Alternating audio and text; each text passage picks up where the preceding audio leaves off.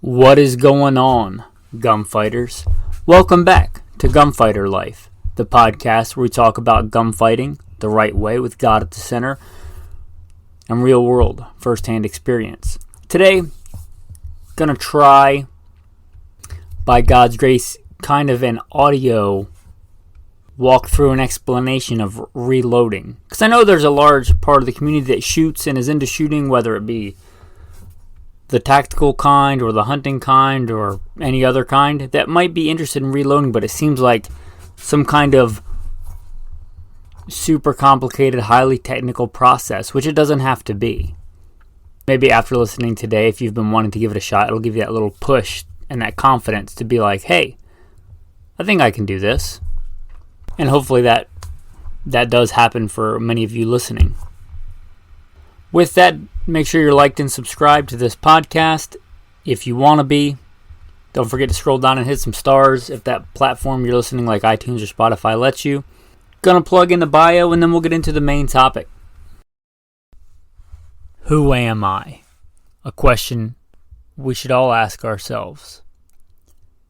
I am, first and foremost, a servant of God, made in His very own image. A follower of Jesus Christ.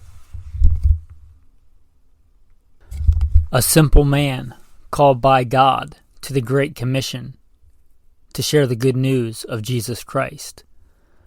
Next, a little bit about my background and what God has allowed me to do and blessed me to do in life. Grew up what most would consider very poor in the backwoods of the southeastern and mid-Atlantic United States, hunting and fishing. Joined the Marine Corps at 17. Did a couple of combat tours in Iraq. So a decorated Marine Corps combat veteran. Infantry assaultman. After the combat tours, I was an urban warfare instructor for the United States Marine Corps under Mojave Viper. I also served in the U.S. Army, both full-time and part-time National Guard. Also a veteran of law enforcement. I served with LAPD. I was a sworn peace officer, a cop for LAPD. I worked regular patrol assignments and more specialized assignments. One of those more specialized assignments was warrant service, fugitive recovery. Also had some other law enforcement roles. I am an FBI certified firearms instructor and been certified by another 3-letter government agency in a lot of firearms and training things. I've also been a private contractor, worked in the private sector pertaining to tactics and gunfighting and protecting America from enemies foreign and domestic. I served as the commander of a tactical team to stop active shooters in a large metropolitan area. That was our primary mission, to stop active shooters, which sadly are a thing in America today. I've also been blessed to do quite a bit of competition shooting. Started my first formal competitions even before joining the Marine Corps at 17. I had won more shooting competitions than I can remember. I have competed in all manner of disciplines in shooting. I've been blessed to be a state rifle and pistol champion, West Coast regional champion. Like I said, been blessed to win more shooting competitions than I can remember. Mentioned hunting. I've hunted to put meat on the table starting when I was a child. I've also been a professional big game hunter and guide, hunting and slaying all manner of beast. And I don't apologize for that. Humbled to be the host of 3 podcasts. Simple Man Sermons, Alpha Male Podcast, and Gunfighter Life. Obviously, as things not mentioned, I've been blessed to do many other things.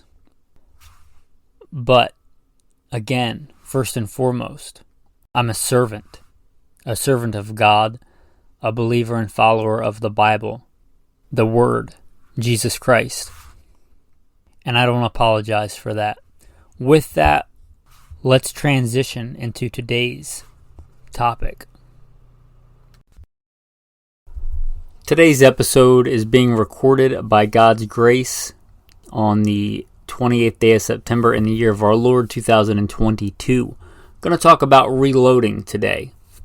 Going to talk a little bit about the process of reloading and maybe why you may want to reload. Talking about reloading, we're talking about modern brass cartridges. And kind of one of the most expensive parts of a cartridge is the brass case. And you just drop it on the ground when you're done, which seems kind of silly when you can reuse it, Maybe we can take one from the hippies here, from the environmentalists. Recycle. Get more bang for your buck, literally, in reloading. Take that brass cartridge case and reuse it. It's probably the most difficult thing to machine, aside from some crazy projectile or something. For a lot of common cartridges, it's not impossible or even difficult to make your own projectiles, but it's pretty difficult to make your own brass case. So why don't we reuse that bad boy? So that's what we're going to talk about today. Reloading ammunition. I'm going to start by walking you through what I consider the simplest version of reloading. I'm going to be talking about a traditional pistol cartridge. And I'm going to call it a straight wall pistol cartridge. Like 38 Special, 44 Special, 357 Magnum, 44 Magnum. Even though like 9mm is tapered, for the intents of reloading, it's pretty much the same as a straight-walled pistol cartridge. I'm talking not like 357 SIG where it's a bottlenecked cartridge or 5x7 or something. That's going to be more complicated to reload. I'm talking about a straight-walled pistol cartridge, most of your common pistol cartridges. So if you want to get started in reloading, this is where I would encourage you to start, unless we're talking shotgun, which would be a whole other podcast, a whole different process. So let's start this, and I'm going to try and narrate this as best I can in audio format. Do you understand the process? So you fired that brass case. You pick it up off the ground. You may want to clean it up a little bit. We do this called tumbling. We tumble it in some corn cob or some other kind of media, walnut shells, just to get some dirt and polish up that brass a little bit. You don't actually have to do that. You can skip that step if you're just getting into it and you don't really care what the brass looks like. Redneck way of doing this that I used to do is get an old protein container or an old coffee can, something like it, throw some of that media in there and throw it in the back of your truck, the bed of your truck, and let it roll around as you drive around doing your daily stuff. You take that case out of there. Once you fired it, it expanded into your chamber, so it's not the same size that it was. If you went to put a new projectile in the top, you would notice that it didn't fit snugly. It would just fall in and out, which obviously you can't have. Not to mention, different guns have different chamber sizes. You need a universal chamber size, so that round will fit in any chamber. For that, you need a press. Now, the press does lots of functions, but we're going to start with this. The press with the appropriate dies, and a die is just a caliber-specific set of gauges that forces the brass into different shapes. It's the best way to describe it. It's machined out pieces of steel that force the brass to shape in different ways. Your first die is going to be your resizing die. You're going to take that expanded brass, let's, for imagination's sake, say that 38 Special or 9mm. You're going to put it in the press, and it's got what's called a shell holder on the bottom. These are not as specific as the dies, but you have a shell holder. You put your shell in there in the bottom, and it's got like a ramrod, like a giant steel rod. It's connected to a handle. When you pull the handle down, it shoves that rod up into the die, and you force by physical manual pressure. A lot of times pistol dies won't need lube or anything. Some will. You got to read that. But you force that brass up into that die, and it resizes it to the correct diameter so that you can reload it. It'll fit into any chamber as long as that chamber's cut right, and it will take the projectile and seat it snugly. So you're resizing it. At the same time, there's a little pin that comes down in the center of that die that knocks out your old primer. That primer has already been used. It's a one-time deal, so you have to knock that old primer out. Most operations will do this at the same time. It'll resize and deprime that case. So it'll force that case into the right size and it will knock that primer out. Now the next step, you're going to have to put a new primer in before you can put powder in, otherwise it'll spill out. So to get a new primer in, there's a couple of different ways. There's hand priming tools. A lot of times the press that we talked about, which is the big mechanical device that literally presses the brass up, if you push the handle the other way and shove it down, it'll have a little feeder arm that can put a new primer in there. However you get that new primer in there, you put a new primer in there, you have a new primer in the case. So now you have a primed and resized case. The next step, you need powder in there. You need that force, that potential energy, which is all that gunpowder is. It's a store of potential energy. And you're going to have to do your research on whatever powder charge you're going to use, but a real common one would be like 700X, 800X for the type of cartridges we're talking about. Real classic, red dot, blue dot. You don't have to know what those are, but they're real classic, powders. And I'm not going to give you weights or anything, but you're going to dump in the correct powder charge. If you're doing this, you should have a reloading manual. But you're going to dump in that powder. A real easy, basic way to do this is you're going to have some kind of scale to measure this out. And a real easy way to do this sometimes is just a dipper. Like some companies make different dip sets. It's literally like measuring spoons you use to measure in baking, like baking powder. And you volumetrically measure the powder. So you might not even need a scale. You may have one of these little spoons and you literally measure by volume. If you know that this size spoon in 700X, if you scrape off the top and make it level, just like in baking, it equals, and it'll have a little chart with the common powders, or you can look it up. Say this spoonful of 700X equals, 4.1 grains. You're like, great, that's what I want. I'm going to use that spoon and dump it into each and every case. So now you've got your case, you've put powder in it. There's powder in it. Now you got to set a projectile on top of that. So whatever your projectile is, you're loading your 38 Special, you got 158 grain lead semi-wad cutter, or 148 grain lead semi-wad cutter is probably more common. You're going to set that on top of there. You're going to ram it up into the press again. It's going to seat that bullet, and probably if you have the appropriate dies, it'll seat it and then crimp it. So you seat it in there and then you get a crimp on top of it. You may or may not crimp your rounds. Some people do, some people don't. Sometimes it's necessary, sometimes it's not. But anyway, you put the new projectile, you literally seat it to the correct depth so it's the right overall length in that cartridge. And you know what? We're done. That's a completely loaded and hot cartridge. You have now reloaded ammunition. We talked about it by doing one cartridge. Obviously, you want to be efficient, you're going to reload a bunch at a time. I really, really encourage you, if you are getting into reloading, to buy a single stage press. Lee's probably your best bang for your buck, but our CBS, Hornady, Foster, any single stage press, even if you get a progressive press, you're still going to want a single stage press. Because if you've ever done a lot of reloading, changing out loads on a progressive press is a pain. Usually you'll get a load that you want. You're like, this is my 45 load, and you set it on the press. And one of two things, you either just do it as a sunk cost and say, this press is for this load and I'm never going to change it because it's that much of a pain in the butt. Like, this is my competition load, the press is set, and unless for some reason I change my competition load, this press is always for this load. Or you just sit down on a weekend and say, you know what, I'm going to load all the ammo for 45 ACP that I plan to shoot this year and knock it all out, and then you change your press and say, I'm going to reload all the 9mm over the next 3 weeks that I'm going to shoot for this year. But if you get a progressive press in the beginning, it's going to be an exercise in frustration. They're not easy to change. So a lot of times, even if you have a progressive press, you're still going to want that single stage press to experiment with loads and load up, let's say, 25 rounds and go out and shoot them and say, oh, this load works good, or oh, this load sucks in my gun. For whatever reason, maybe it double feeds, maybe it doesn't have enough power to cycle to slide, maybe it has too much power, whatever. But it's much easier to experiment and do different loads on a single stage press. And it's much easier to learn on a single stage press. So I would encourage you to get one. Even if you decide that later you want a progressive, you're going to want a single stage press. I encourage you not, as good as they are, don't go out and run out and buy a Dillon 650 and start on it. You're better off starting out with a Lee, whatever they are with inflation now, $100, $150 press set.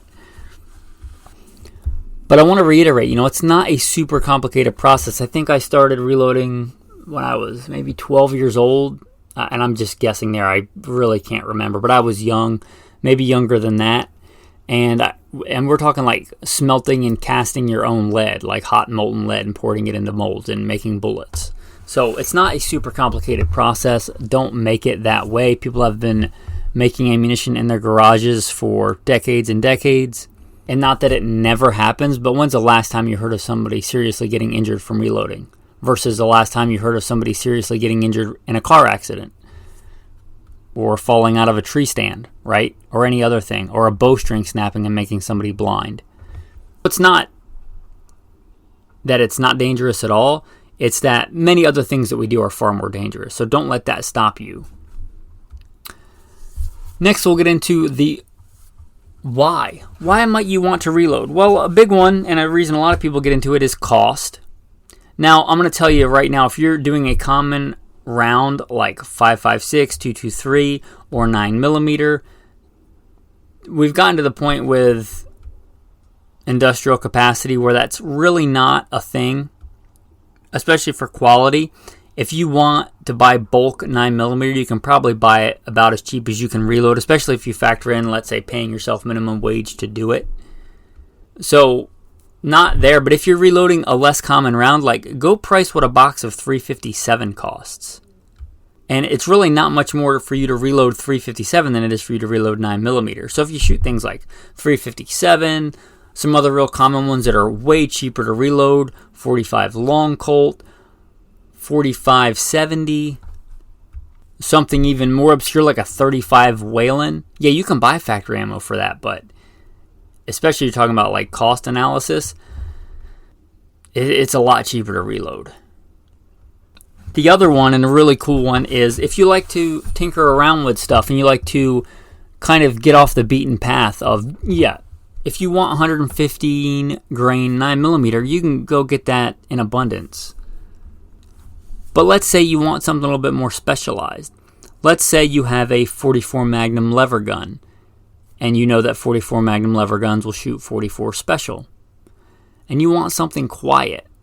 If you get that long barrel and load a heavy for caliber bullet subsonic, let's say a 300 grain bullet in 44 special at super low velocity, subsonic velocity, not some crazy load that's below the threshold, but like a published load, just heavy for caliber in a 44 special in a long barrel, that it's going to be super quiet.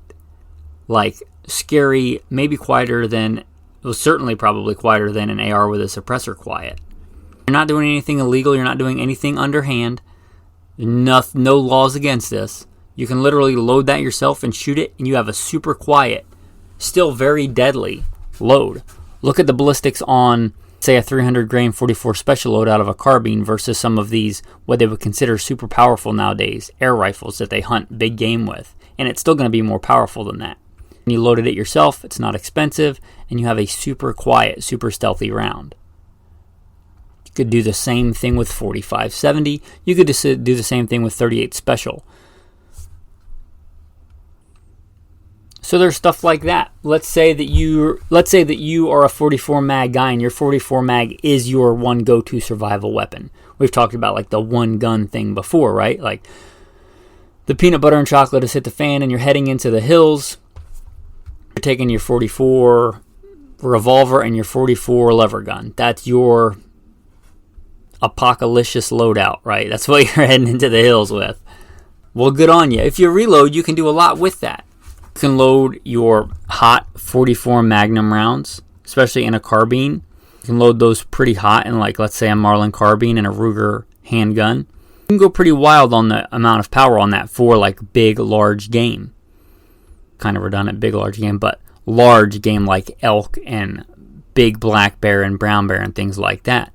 You can go real mild. You can load, for that same gun or those same two guns, you can load some kind of powder puff 44 special loads. Why might you want to do that? Well, because maybe you don't see a deer that day. Maybe you see a spruce grouse at 10 yards away, and you don't want to shoot him with a full power 44 Magnum. You want to shoot him with a slow-moving hunk of lead that won't destroy that meat.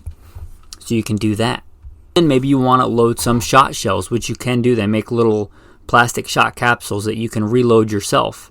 And you may want to reload those with a variety of different shot for if you come across a rattlesnake, which is not uncommon on a trail. You get real desperate and don't think you can't come to this, where you're shooting things like Tweety birds to, get some kind of protein source in addition to your foraging. Or let's say probably a more common scenario than that one is you just want to have your kids or your wife or somebody go out and go shooting with you, or somebody that's never shot before. Give them a revolver or a lever gun, which most people really like to shoot.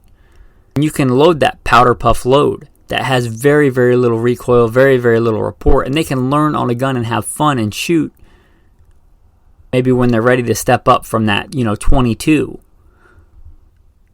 into something centerfire, but you want to give them that gentle progression. Totally reasonable, total good thing to do with your reloading and those kind of calibers. Another big one is precision. We talked about the cost of ammo. Well, if you want really high-grade rifle match-grade ammo, and rifle reloading is a whole different thing with a lot more that goes into it. That's why we didn't start there.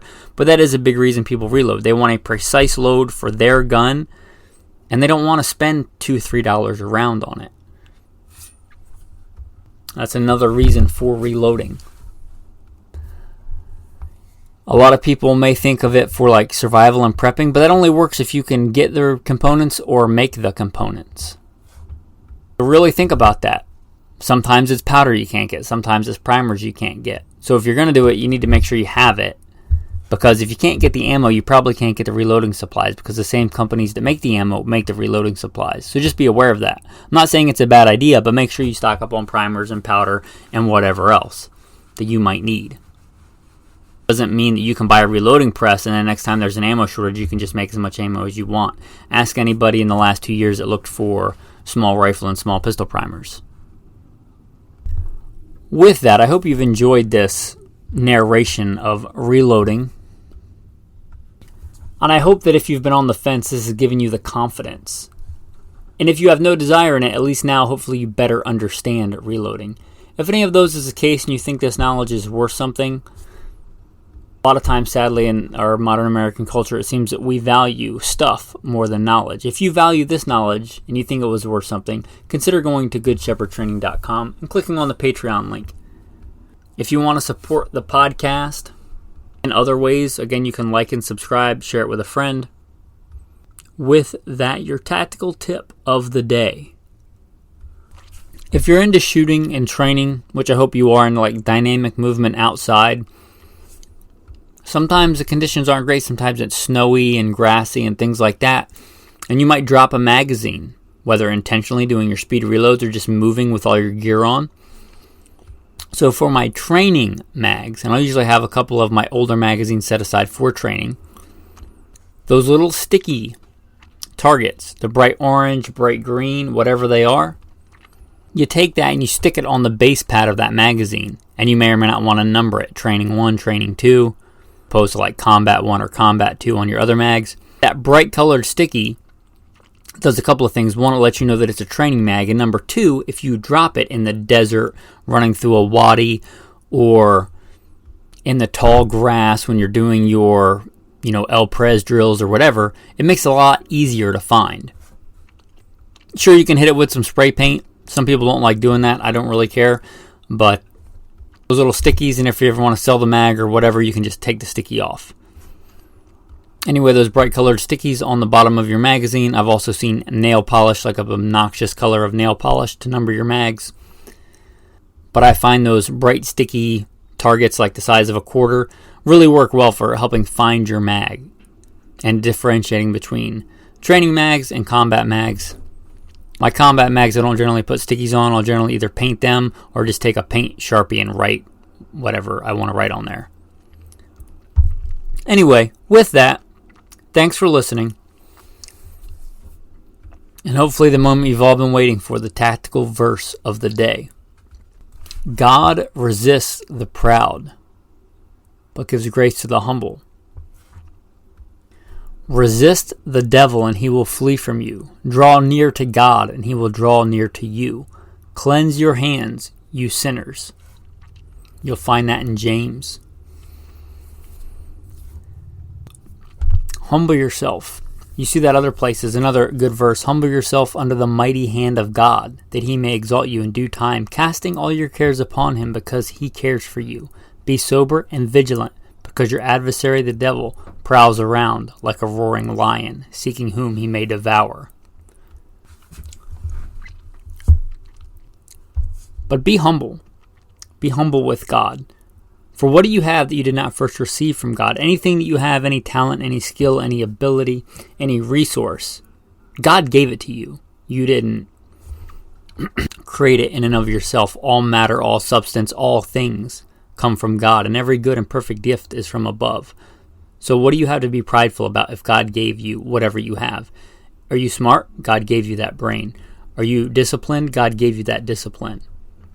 Are you strong? God gave you that strength. You see where I'm going with that. So be humble. Be humble with God and resist the devil. Resist the devil and he will flee from you. Draw near to God and he will draw near to you. So whatever season you are in life, in rejoicing, in grief, in struggling with this thing or that thing, I don't know. And I don't know the answer. But I know it's always the right answer to go to God, because he always has the answers, and it's always good to go to God. Draw near to God, and he will draw near to you. Whatever season, it's always the right answer to go to God. With that, men, thanks for listening. Have a blessed day.